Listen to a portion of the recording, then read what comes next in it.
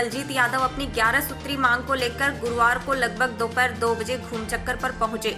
इस दौरान युवकों ने फूलमालाओं व साफा पहनाकर जोरदार स्वागत किया। विधायक यादव ने कहा कि वर्तमान सरकार ने नौकरी के नाम पर युवकों के साथ परीक्षाओं के पेपर लीक कर धोखा किया है।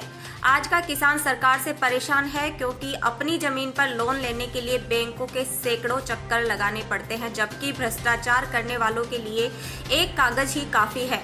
इस दौरान बहरोड विधायक बलजीत यादव ने डीजे के साथ घूमचक्कर से नई सब्जी मंडी, चुंगी नंबर 3, जांगीर कॉलोनी, 5 बत्ती bus stand, Jaipur road, Sakambari gate तक काले कपड़े पहनकर पैदल दौड़ लगाई। पैदल दौड़ के दौरान कई युवक शामिल हुए।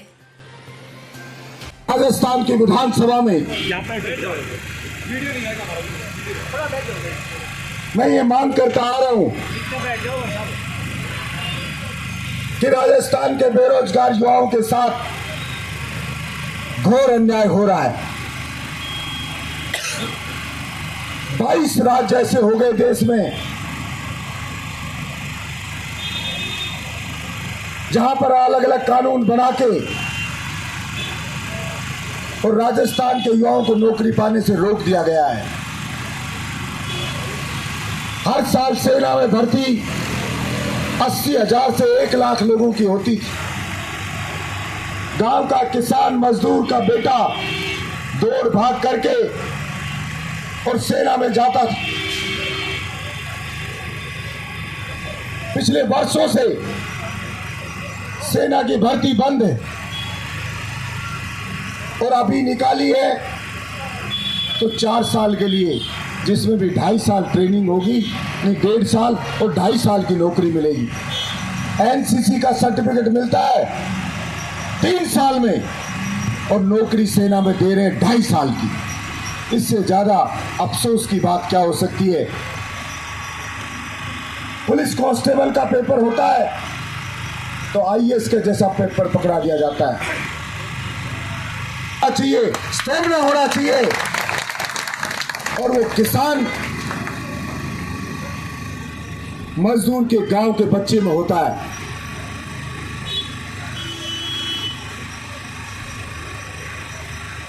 लेकिन समझ नहीं आता कि कांस्टेबल में फिजिकल फिटनेस को दरकिनार कर रही है सरकार।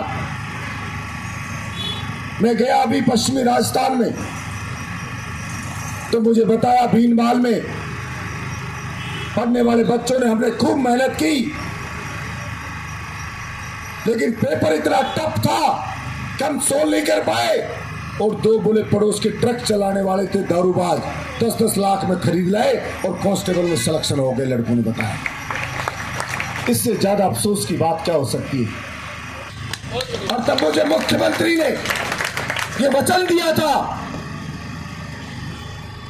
कि हम आपकी मांगों को मानेंगे।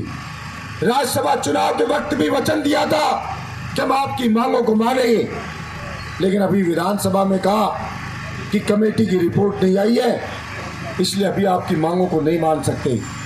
अरे राजस्थान का मुख्यमंत्री जब एक विधायक को जवान दे के मुकर गया तो इससे ज्यादा अफसोस की बात कोई नहीं हो सकती। 200 विधानसभा पे दौड़ूंगा, काले कपड़े पहन करके जनता को जगाऊंगा। मैंने सरकार से कहा एक खून की सजा फांसी है, तो जो पेपर लुटेरे हैं इनको एनकाउंटर में उड़ा देना चाहिए सरकार। ये कोरोना काल में जब बेटा पिता को छोड़ के भाग गया, रिश्तेदार को छोड़ दिया, तब इन्होंने जान पे खेल के और जनता की जान बचाई। सरकार ने कहा तुम कोरोना वॉरियर हो, योद्धा हो, और जैसे ही मतलब निकला इनको दूध में मक्खी की तरह निकाल करके फेंक दिया। हमने सरकार से मांग की, ऐसे कौन भरोसा करेगा सरकार पे, इसलिए इनकी मांगों को माना जाए। इंटर डिस्को में उनके भी ट्रांसफर किए जाए, 3rd ग्रेड टीचर के भी ट्रांसफर हो, और सरकार जल्दी बिल लाके कानून बनाए कि राजस्थान में जो भी सरकारी भर्ती निकलेगी उसमें 100% राजस्थान के युवाओं को नौकरी दी जाएगी, उनके लिए रिजर्व की जाएगी और किसान को उसकी फसल का पूरा दाम मिले।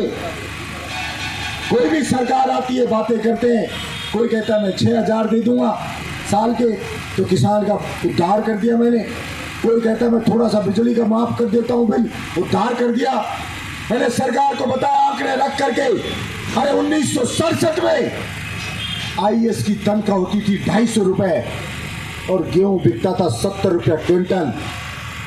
अब आईएएस की तनख्वाह होगी 3.5 लाख, यानी 1500 गुना बढ़ गई। और गेहूं कितना बढ़ा है? मात्र 25 गुना, 1800 में बेचने को तैयार किसान। अगर सरकार बराबरी चाहती है तो आईएएस की तनख्वाह को घटा के 6,000 रुपए होती है, 25 गुना 6,000 पर लेकर के आए।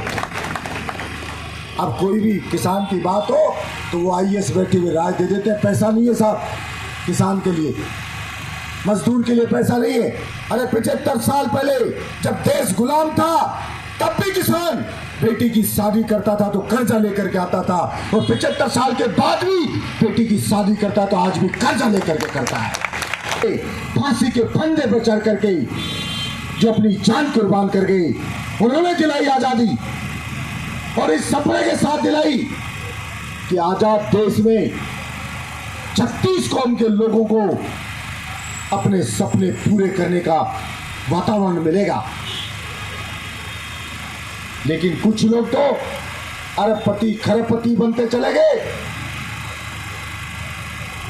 और जो मेहनत करता है, जो ईमानदारी की रोटी खाता है, जो खून पसीने की रोटी खाता है, वो आज भी कर्जदार फिर रहा